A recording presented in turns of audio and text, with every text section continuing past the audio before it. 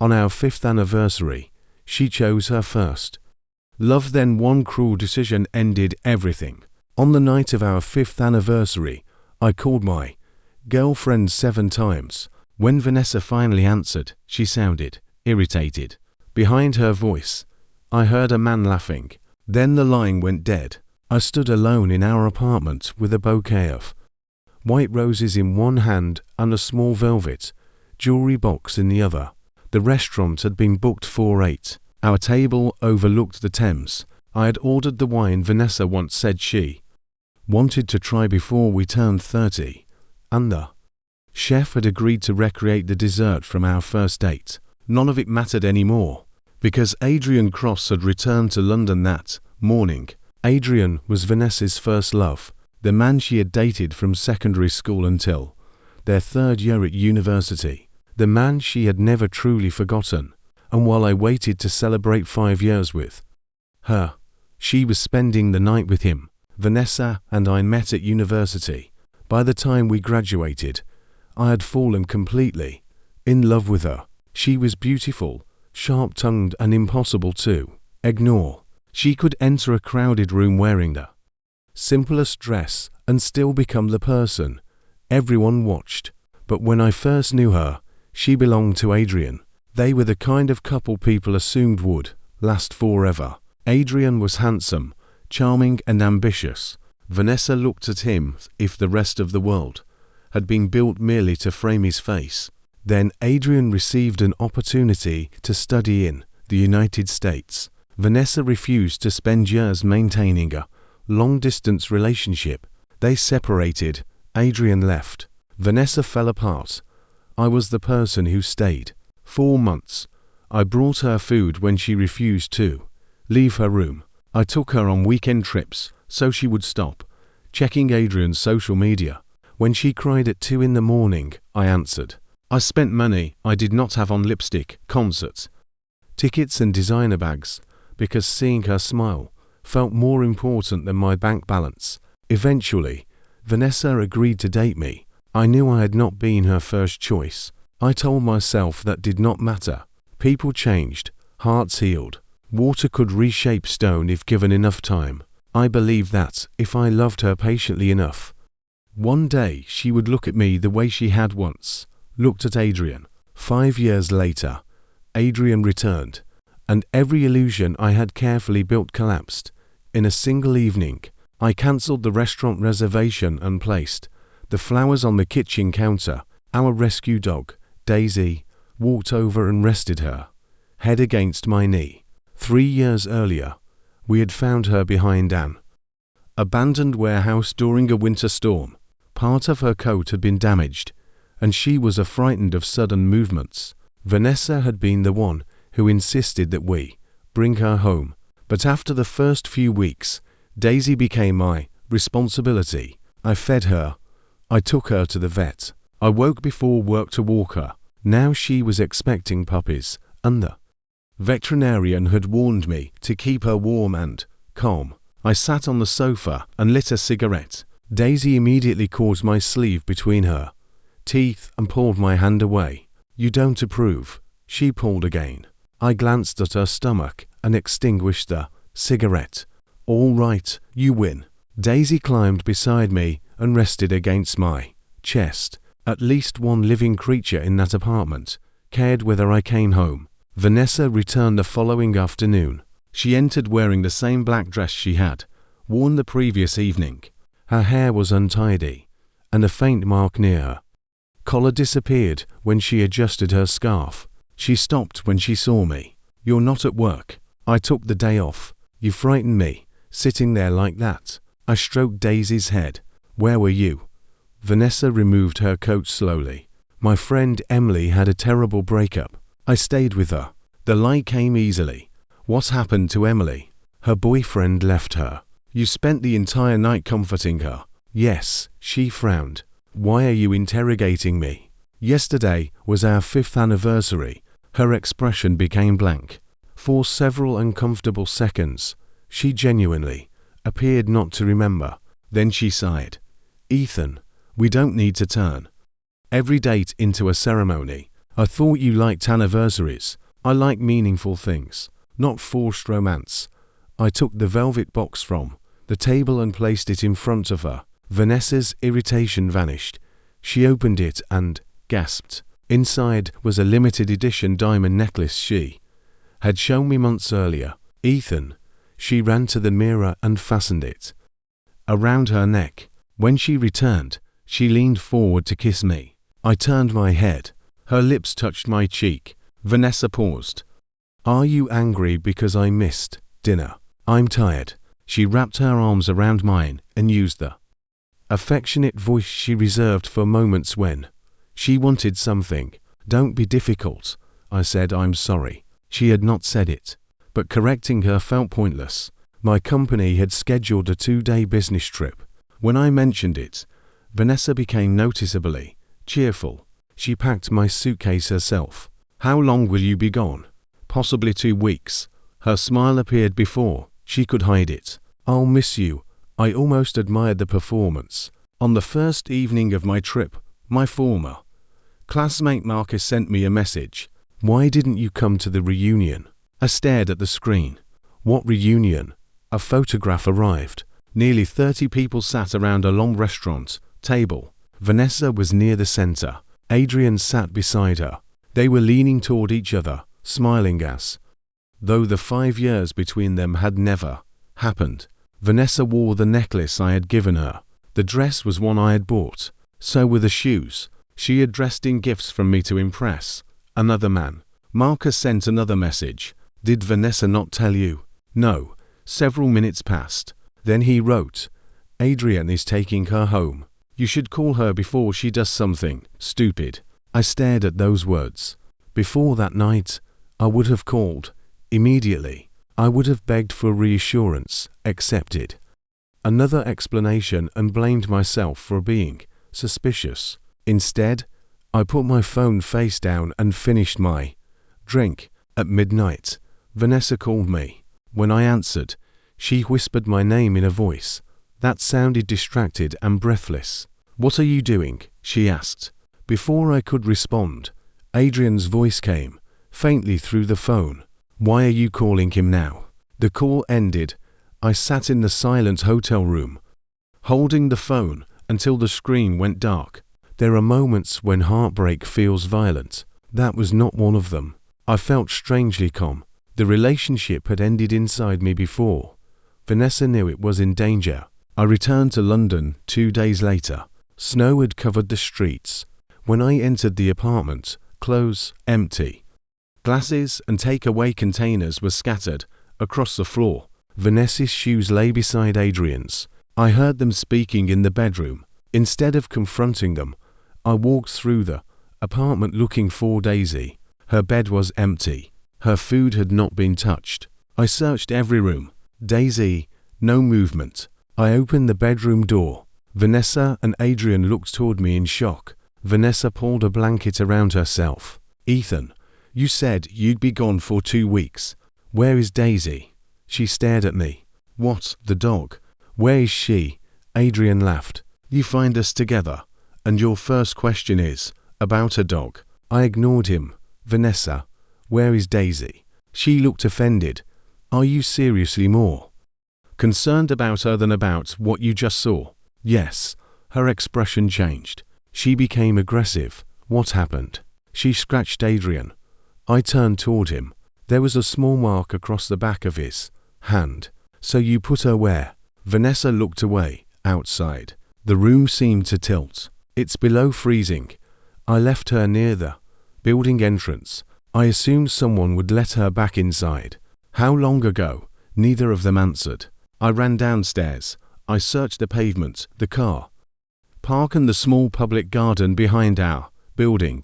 I found Daisy beneath a stone bench. She was curled into herself, almost hidden beneath the snow. I lifted her carefully. She did not move. At the emergency veterinary hospital, the doctor spoke gently. There was nothing they could do.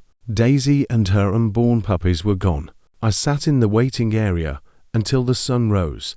The betrayal had hurt. Losing Daisy because Vanessa wanted Adrian to feel comfortable destroyed whatever remained of my Love. Vanessa was sitting on the sofa when I returned. Adrian had already left. Did you find her? She asked. Yes, and she died. Vanessa inhaled sharply. For a moment, I saw genuine horror. Then she began defending herself. I didn't mean for that to happen. I left her beneath the awning. You left a pregnant rescue dog outside during a snowstorm. She scratched Adrian.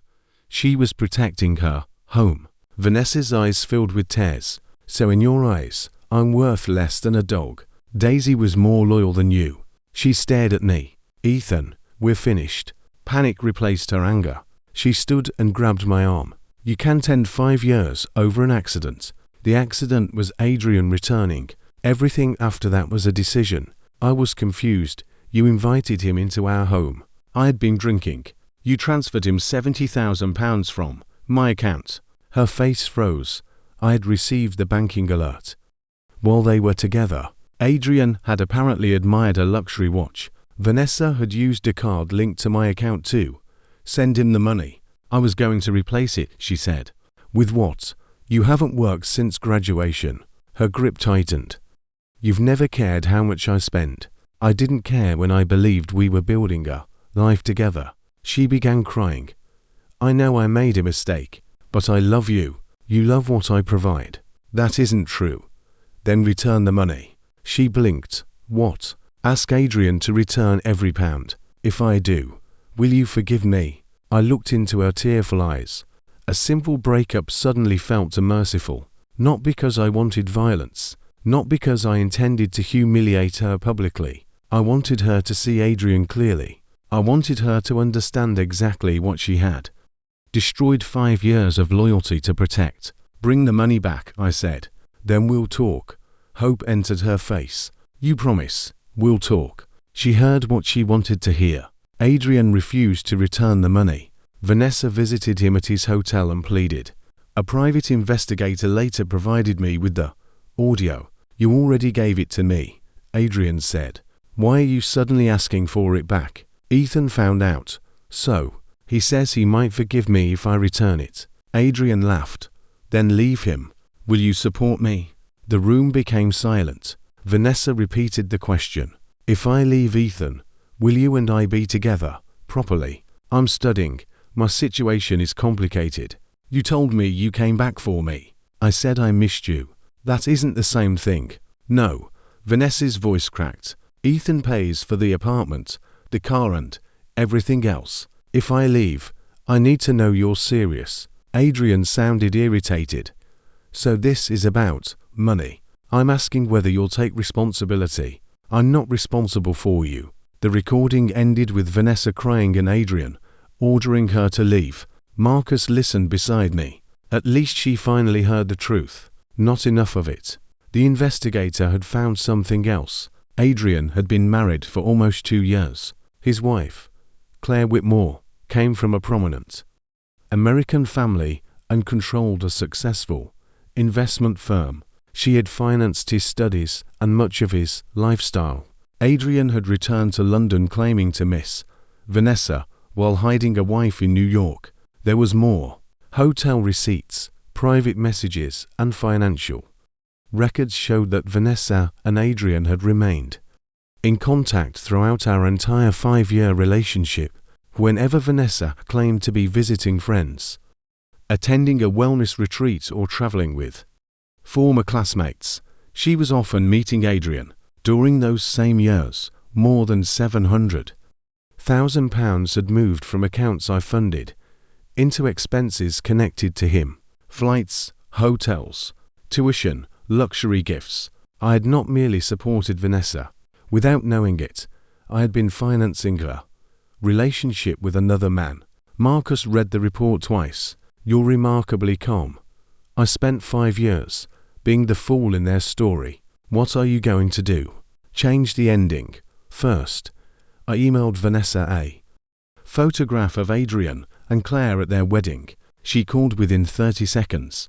Who is she? Ask Adrian. He told me he was single. He told you many things. Did you know? I learned recently. Vanessa hung up and drove directly to Adrian's hotel. Then I sent the full evidence to Claire. I did not include intimate material. I sent financial records, travel dates, public photographs and messages that clearly documented the affair. Claire called me the following morning. Are these authentic? Yes. How long? Possibly 5 years. Her silence lasted nearly a minute. Finally, she said, "Thank you for telling me. I'm sorry, don't be. You didn't make the promise he broke." By that evening, Claire had frozen the accounts Adrian relied on. The hotel asked him to leave after his payment method failed. His university sponsorship was withdrawn. When Vanessa confronted him, he blamed her for ruining his marriage. He had wanted her affection. He had wanted my money. He had wanted Claire's connections. But he had never intended to build a life with Vanessa. Once she became inconvenient, he discarded her. Vanessa returned to our apartment with swollen eyes. "I'm done with Adrian." "That's good." She stepped closer. "He lied to me." "Yes." "He used me." "Yes." "I finally understand what you were trying to show me." I said nothing. Vanessa reached for my hand. I moved it away. Her face fell. "You said we would talk after I got the money. You didn't get it. I can repay you gradually. This isn't about £70,000. Then what do you want?" "Nothing from you." Her voice rose. "You planned this." I showed to women the truth. "You wanted Claire to destroy him." I gave her information about her marriage. Her choices were her own. "You made me confront him." "No, your hope made you confront him." Vanessa covered her mouth as she began to cry. "Ethan, I was blinded by the past. You made hundreds of decisions over 5 years. I thought Adrian was the love of my life. And what was I?" She could not answer. "The man who paid for it." "No." "The safe option." "No." "The person you assumed would never leave." Her silence answered for her. I walked to the door and opened it. "You need to move out." She shook her head. "This is my home. The lease is in my name. You can't throw me away after 5 years. You threw Daisy outside after 3. Her body went still. I had not raised my voice. I did not need to. "Pack what belongs to you," I said. "Everything else stays." Vanessa's parents called me before she had finished packing. Her father attempted to sound reasonable. Couples go through difficult periods. This is not a difficult period. She made one mistake. She maintained another relationship for 5 years. Her mother began crying. "Vanessa has never worked. What is she supposed to do? Find a job." You know how anxious she becomes under pressure. That did not prevent her from managing hotel reservations for Adrian. Her father's tone hardened. "Your success came partly through our family's contacts, and your son's new job was arranged through mine." Vanessa's younger brother, Liam, had spent years avoiding responsibility. At his parents' request, I had recently secured him a highly paid driving position with one of our company's executives. He had already begun telling friends that he would soon have access to luxury cars. "The position is no longer available," I said. "You promised him." I offered a favor to the family I believed I was joining. Her mother gasped, "You're punishing all of us." Because Vanessa was confused. "No, I'm ending privileges that existed because of a relationship she destroyed." Her father threatened legal action. My solicitor contacted him the same afternoon. No lawsuit followed. Adrian called me from another number. "Take Vanessa back." I almost admired his audacity. "You wanted her." "I wanted her to stop interfering with my marriage." "Your marriage is over. Because of you. Because you cheated. My wife's family is destroying my career." "Then speak to them." "You sent Vanessa after me. She came because you promised her a future." "I never promised anything." There it was. The sentence Vanessa had spent 5 years refusing to hear. I had recorded the call. Vanessa was standing behind my car when I left work that evening. She stepped into view as I ended the conversation. Her face was pale. "You knew I was here." I suspected. "Was that Adrian?" "Yes." "What did he say?" I played the recording. Vanessa listened as the man she had worshipped reduced her to an inconvenience. When it finished, she remained motionless. "I gave him everything," She whispered, "No. You gave him what belonged to me." Her eyes filled.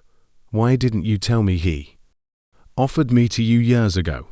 That secret had also emerged. Before leaving for America, Adrian had approached me. He knew I had been selected for the international study program he wanted. He offered to end his relationship with Vanessa if I surrendered my place. I refused. Several days later, Vanessa came to me herself. She promised to become my girlfriend if I gave Adrian the opportunity. At the time, she claimed it was her decision. I later surrendered the program because I believed she had chosen me. Now I understood that Adrian had arranged the entire exchange. I had no proof, I said. Did he ever love me? I don't know. Vanessa began crying. I loved you eventually. Eventually is not enough when every decision still chose him. She reached toward me. I can change. I hope you do. Then give me another chance. No. I entered my car and drove away. Claire divorced Adrian. Without access to our finances, he could no longer maintain the lifestyle he had presented to Vanessa. He blamed everyone except himself. He blamed Claire for being controlling. He blamed Vanessa for being emotional. He blamed me for exposing him. Then he made one final mistake. A collection of hotel receipts, messages and edited photographs appeared online from an anonymous account. The post attempted to shame Vanessa and portray Adrian as another victim. Some of the material was private. None of it came from me. Claire's lawyers quickly traced the uploads to a device Adrian had used. The content was removed. Adrian faced civil claims for privacy violations and harassment. His university suspended him pending investigation. For the first time, his charm could not protect him from consequences. Vanessa's name still became the subject of gossip. Former classmates whispered, old friends disappeared. Her parents brought her to my apartment and begged me to deny everything publicly. I will not participate in humiliating her, I said, but I will not lie. Vanessa looked at me through tears. Did you release anything? No. Then who did? You already know. Her face collapsed. Even after everything, some part of her had believed Adrian would protect her. He had protected only himself. Several weeks later, Claire visited my office. She placed a check on my desk. This covers the money Adrian obtained through Vanessa. I can't accept this. It isn't charity. You didn't take it. My husband benefited from it. I want every financial connection to that man removed from my life. I was foolish enough to ignore the account. You trusted your partner. That still feels foolish. Claire looked at me carefully. Trust is not foolish. Refusing to learn after betrayal would be. I accepted only the documented amount connected to Adrian. She smiled faintly. You're more reasonable than he described. He described me as an obsessed boyfriend with no ambition. And what do you think? I think you became a regional director before. -1 while supporting to unemployed adults. I laughed for the first time in weeks. Claire stood. Thank you again for contacting me. Thank you for believing the evidence. I didn't believe you. She opened the door. I verified it. That answer made me like her. Immediately, Vanessa continued contacting me. Flowers arrived at my office. Letters appeared beneath my door. She sent photographs from university and reminded me of holidays, birthdays, and quiet evenings when we had once seemed happy. One letter said, I know I don't deserve forgiveness, but please don't erase every good thing we had. I did not erase it. That was never necessary. There had been laughter. There had been tenderness. I had loved her sincerely. The good memories were real. So was the betrayal. One truth did not cancel the other. I asked my solicitor to send a formal no contact notice. Vanessa ignored it. One evening, I returned to the apartment and found her inside. She had kept a copy of the key. She stood in the bathroom doorway, crying, telling me that she had nothing left and might do something irreversible if I forced her to leave. Years earlier, that threat would have controlled me. I would have promised anything to calm her. This time, I stepped into the hallway and called, "Emergency services." Vanessa stared at me. "You're calling strangers." "I'm calling people, trained to help you." "I need you." "No. You need professional support." Medical responders arrived with the police.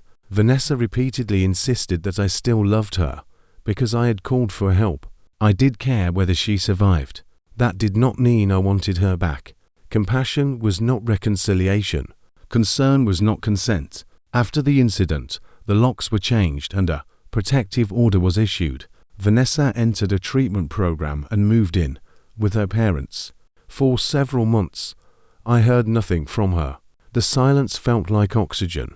I moved into a smaller apartment overlooking a quiet park. The old place held so many memories. I could have sold it, but the market was poor, so I rented it to a young family. Before handing over the keys, I stood in the empty living room. I remembered Daisy sleeping beside the sofa. I remembered Vanessa dancing barefoot in the kitchen. I remembered believing that love meant tolerating enough pain to prove I was loyal. I had been wrong. Loyalty without boundaries was merely permission. A year passed. I changed jobs and joined a growing clean energy company. Marcus was promoted into my department and reminded everyone that he deserved credit for introducing me to reality. Claire occasionally contacted me regarding the remaining legal proceedings against Adrian. Our conversations slowly became less formal. First, we discussed lawyers, then books, then restaurants. One evening, she invited me to an exhibition in Amsterdam. "You're asking me on a date?" I asked. "I'm asking whether you would like to attend an exhibition." That sounded carefully worded. I manage risk for a living. Then I accept the non-date. It became a date before dessert. Claire was direct in ways Vanessa had never been. When she was busy, she said so. When something upset her, she did not disappear and expect me to guess. She earned more money than I did and never treated affection like a financial transaction. Most importantly, she never made me compete with a ghost. 6 months later, she introduced me to her family at a dinner in Boston. "This is Ethan," she said. "He's my partner." No hesitation, no secrecy, no other man waiting for her in another city. The simplicity of being chosen openly felt almost unreal. Vanessa saw us together 2 years after our breakup. Claire and I were leaving a charity dinner in London when Vanessa approached. She looked different. Her clothes were simple. Her face was tired but calm. "I heard you were here," she said. Claire glanced at me. "I'll wait near the car." "No," Vanessa said. "Please stay. I'm not here to create trouble." Claire remained beside me. Vanessa looked at our joined hands. "So it's serious?" "Yes." She nodded slowly. "I found work." I heard she had joined a small animal welfare organization. After Daisy's death, she had apparently begun volunteering at a shelter as part of her therapy. It did not undo what happened, but it showed that she had finally stopped running from it. "I'm not asking you to forgive me," she said. "I already have." Her eyes widened. Then, forgiveness does not mean returning. The hope disappeared as quickly as it had arrived. She lowered her gaze. "I understand." For once, I believed her. "Adrian contacted me again," she continued. "He said we should expose you and Claire together." "What did you say?" "I sent the message to my solicitor and blocked him." Claire's expression softened slightly. "That was the right decision." Vanessa looked at her. "I hated you for a long time." "I know. You didn't steal Ethan." "No." Vanessa swallowed.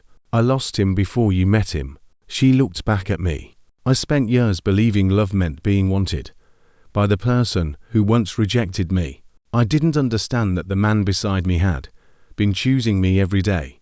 A tear slipped down her cheek. "By the time I understood, you had finally stopped." I did not know what answer she expected, so I gave her the truth. "I hope you build a good life. Without you, yes." The words hurt her, but this time she accepted them. Vanessa stepped aside and allowed us to leave. She did not call my name. She did not follow. For the first time, We both understood that our story was over. Claire and I married the following spring in a small ceremony on the coast of Ireland. Marcus gave a speech that was far too long. My parents attended, but were kept at a respectful distance from our decisions. Claire's family treated me as a person other than an investment. Before the ceremony, Claire found me standing, alone near the cliffs. "You look worried," she said. I was thinking, dangerous. I smiled. "Do you ever regret answering my email? The one proving my husband was unfaithful." "Yes, that one." Claire considered the question. "I regret the marriage." She took my hand. "Not the truth." We walked toward the ceremony, together. No one was being used to make someone else jealous. No one was hiding another relationship. No one's loyalty was being purchased. We chose each other with full knowledge that either of us was free to leave. That freedom made the promise meaningful. For 5 years, I believed Vanessa was my future. I paid her expenses, supported her dreams, ignored the warning signs. I thought patience would eventually make me irreplaceable. Instead, patience taught her that there would never be consequences. Adrian's return did not destroy our relationship. It revealed it. Vanessa had spent 5 years holding my hand while keeping her heart pointed towards someone else. The money could be recovered. My reputation could be repaired. Even heartbreak eventually faded. But Daisy's empty bed reminded me that some consequences could never be reversed. That was the moment I finally understood something I should have learned much earlier. Love is not measured by how much pain you can tolerate. Forgiveness does not require reunion. And walking away from someone who repeatedly chooses another person is not cruelty. It is self-respect. Vanessa believed I would always forgive her because I had invested 5 years. She did not realize that the length of a mistake is not a reason to continue making it. Sometimes the most loving thing you can do for yourself is stop waiting for someone to recognize your value. Sometimes you must close the door before they finally decide to knock. And sometimes losing the person who never truly chose you is the beginning of being chosen properly for the first time. What would you have done in Ethan's place ended the relationship immediately or made Vanessa face the truth about Adrian first? Share your opinion in the comments and follow or subscribe for more emotional stories about betrayal, regret and second chances. This story is entirely fictional and created for entertainment purposes. If someone threatens to harm themselves or appears to be in immediate danger, contact local emergency services or a qualified crisis professional rather than handling the situation alone.